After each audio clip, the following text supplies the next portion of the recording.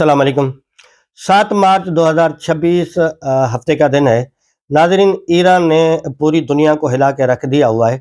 کیونکہ ایران نے جہاں پر امریکہ اور اسرائیل کے ساتھ جو ہے وہ دشمنی مول رہی ہے، مطلب ان کے ساتھ مزاحمت میں لگا ہوا ہے، وہاں پر خلیجی ممالک میں جہاں جہاں امریکی ایئر بیسز تھے ان کو بھی اس نے نشانہ بنایا اور بہت بڑا نقصان پہنچایا۔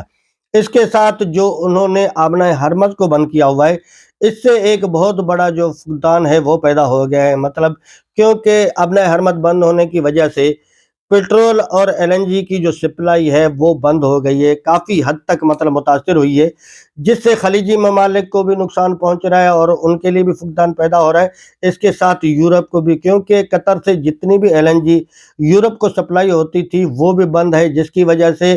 LNG کا فقدان پیدا ہو رہا ہے، اور اس کے ساتھ اسی وجہ سے ان کی قیمتوں میں بہت سارا اضافہ ہوتا نظر آ رہا ہے۔ اس میں پاکستان بھی لپیٹ میں آ رہا ہے۔ اس میں دنیا کی مارکیٹ میں 3200 ارب US ڈالر کا نقصان ہوا ہے، جس میں امریکہ کا 1750 US ڈالر کا نقصان ہوا ہے، مطلب آدھا نقصان صرف امریکہ کا ہوا ہے، جو کہ بہت بڑا ہے۔ اور اس کے علاوہ باقی جو 1750 بلین US ڈالر ہیں وہ پوری دنیا کی اسٹاک مارکیٹ کا نقصان ہوا ہے۔ ناظرین، یہ سارا کچھ ہوا کیوں ہے؟ کیونکہ اسرائیل اور امریکہ نے مل کر ایران پر اس لیے حملہ کیا تھا کہ بھائی یہ جو ہے وہ ایٹمی صلاحیت بن رہا ہے، جس سے دنیا کو خطرہ ہے۔ اگر بات دنیا کے خطرے کی جائے تو جب 1945 میں امریکہ نے جاپان کے 2 شہروں پر ناکاساگی اور ہیروشیما پہ جو ایٹم بم پھینکا تھا، تب تو جاپان کے پاس ایٹم بم نہیں تھا، نہ وہ ایٹم بم بنا رہا تھا، تو پھر دنیا کو جاپان سے کیا خطرہ تھا، جس کی وجہ سے امریکہ نے ان پر حملہ کر دیا۔ تو ناظرین، دراصل امریکہ ایک ڈکٹیٹر ہے پوری دنیا میں، مطلب وہ کہتا ہے کہ بھئی میں یہ ساری دنیا کا جو ہے وہ مطلب وارث ہوں۔ ان کے ذہن میں یہ ہے کہ میں پوری دنیا کا جو ہے وہ دیکھ بھال کرنے والا میں ہوں، اس وجہ سے اس نے ایسا کیا تھا۔ اور اس نے بتایا یہ تھا کہ بھئی میں جاپان پر اس لیے یہ حملہ کر رہا ہوں کیونکہ جاپان جنگ سے پیچھے ہٹ نہیں رہا، اور اگر یہ زیادہ جنگ بڑھ گئی تو امریکہ اور جاپان دونوں میں بہت بڑی ہلاکتیں ہو سکتی ہیں۔ اب ان ہلاکتوں کو کم کرنے کے لیے اس نے یہ 2 بم پھینکے تھے۔ اب یہاں پہ یہ سوچنا ہے کیا ان 2 بم پھینکنے سے جو جاپانی عوام تھی وہ ہلاک نہیں ہوئی؟ بے شک بہت زیادہ ہوئی، جس کے اثرات اب تک چل رہے ہیں۔ اور ناظرین، اگر دوسری طرف دیکھا جائے تو دنیا میں 50 سے زائد جو ہے وہ مسلمان ملک ہیں، جن میں صرف ایک ملک پاکستان ہے جس کے پاس ایٹمی صلاحیت ہے، اور اس کے علاوہ 2-3 ملک اور ہیں جو انڈر کنسٹرکشن ان کو وہ سمجھ رہے ہیں۔ اور اگر جو غیر مسلم ملک ہیں ان کی بات کریں تو وہ 141 سے زائد ملک ہیں، جن میں 31 ملکوں کے پاس ایٹمی پاور ہے۔ اب یہاں پہ یہ سوچنا ہے، جن ملکوں کے پاس 31 جو غیر مسلم ملک ہیں ان کے پاس اگر ایٹمی صلاحیت ہے تو انہوں نے یہ ایٹمی صلاحیت کیوں حاصل کی ہے؟ یا اگر حاصل کی ہے تو کیا امریکہ کو یہ نہیں لگتا کہ وہ دنیا کے لیے کوئی خطرہ ہے؟ اگر وہ دنیا کے لیے کوئی خطرہ نہیں ہے، اگر وہ یہ کہتے ہیں کہ ان تمام لوگوں نے جو ایٹمی صلاحیت حاصل کی ہے انہوں نے اپنی سیکیورٹی کے لیے کی ہے، تو بھائی اگر ان 31 ملکوں کو سیکیورٹی کی ضرورت ہے یا ان کو اپنی سیکیورٹی رکھنے کا حق ہے، تو پھر مسلمان ملکوں کو سیکیورٹی رکھنے کا حق کیوں نہیں ہے؟ اور دوسری طرف اگر دیکھا جائے تو امریکہ کی اس حرکت کی وجہ سے یہ ساری جتنی بھی گیم ہے وہ امریکہ کے اپنے گلے میں پڑتی ہوئی نظر آ رہی ہے، کیونکہ قرآن شریف نے 1400 سال پہلے ہی بتا دیا تھا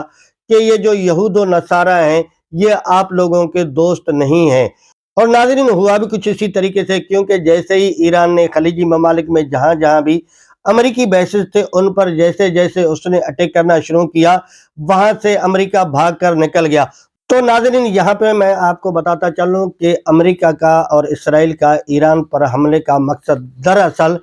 ایٹمی صلاحیت کو روکنا نہیں تھا، کیونکہ حامد میر صاحب اپنے ایک آرٹیکل میں یہ کوٹ کر رہے ہیں کہ انہوں نے اس وجہ سے حملہ کیا کیونکہ وہ جانتے تھے جیسے ہی وہ ایران پر حملہ کریں گے تو ایران اس کے ریٹیلیٹ میں جتنے بھی جہاں جہاں جو ایئر بیسز ہیں، کیونکہ اس کے زیادہ تر جو امریکہ کے ایئر بیسز ہیں خلیجی ممالک میں وہ سب مسلمان ہیں۔ تو اس کے بعد یہ ہوتا ہوا بھی نظر آ رہا ہے، ایسا ہوا بھی جیسے ہی امریکہ اور اسرائیل نے ایران پر حملہ کیا تو ایران نے ان دونوں ملکوں پر تو حملہ کیا، لیکن اس کے ساتھ اس نے جتنے بھی جو خلیجی ممالک جو زیادہ تر مسلمان ہیں ان میں یہ جو امریکی بیسز تھے ان کو نشانہ بنایا، اور تو پھر کیا کیا، امریکہ نے اسی وقت وہاں سے بھاگ نکلا۔ اس کا مطلب یہی تھا، اس نے جو ایئر بیسز اس لیے بنا رکھے تھے شاید کہ وقت آنے پر میں ان کو لڑا سکوں،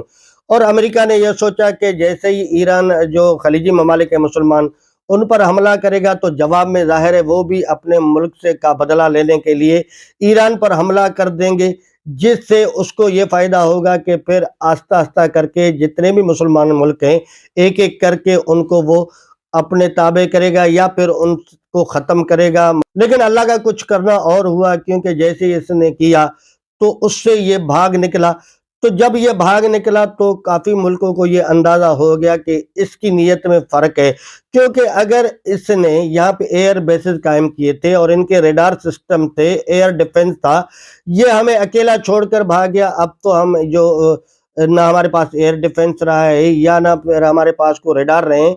تو ہم آنے والے میزائل کا مقابلہ کیسے؟ مطلب یہ تو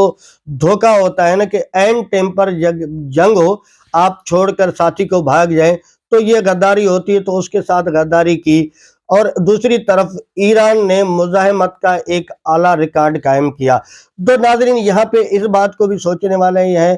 کہ 50 سے زائد جو مسلمان ملک ہیں ان میں پاکستان ایٹمی پاور ہے، لیکن اس کے علاوہ اور بھی ملک ہیں، لیکن اگر ایران کو دیکھا جائے تو پچھلے 30 سال سے اس پر پابندی تھی، اور اس کے پاس جو ایئر فورس بھی نہیں ہے اور اس کے پاس بحری فوج بھی بہت کم ہے،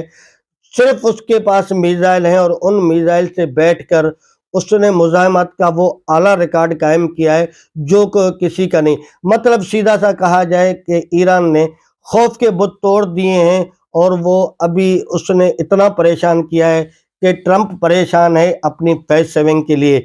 کیونکہ اس کا جو خوف دبدبا تھا وہ ختم ہو گیا ہے، کیونکہ کوئی بھی جب تک طاقت میں کھڑا ہے اور اس کی طاقت کا اندازہ نہیں ہو سکتا تب تک وہ پاورفل ہے۔ امریکہ جب تک کھڑا تھا تب تک لوگ اس سے ڈر رہے تھے، جیسے ہی یہ بھاگا ہے خلیجی ممالک سے تو اب دنیا کو، خلیجی ممالک کو بھی پتہ چل گیا ہے کہ یہ کتنا بہادر ہے۔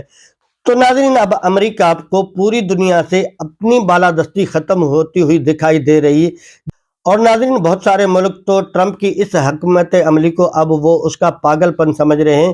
کہ بغیر سوچے سمجھے تمام تر کام کر دیا، اب جتنا بھی ہے وہ اس کے گلے پڑ رہا ہے۔ اور دوسری طرف ایران ہے کہ رکنے کا نام ہی نہیں لے رہا، اور ایران کا حق بھی بنتا ہے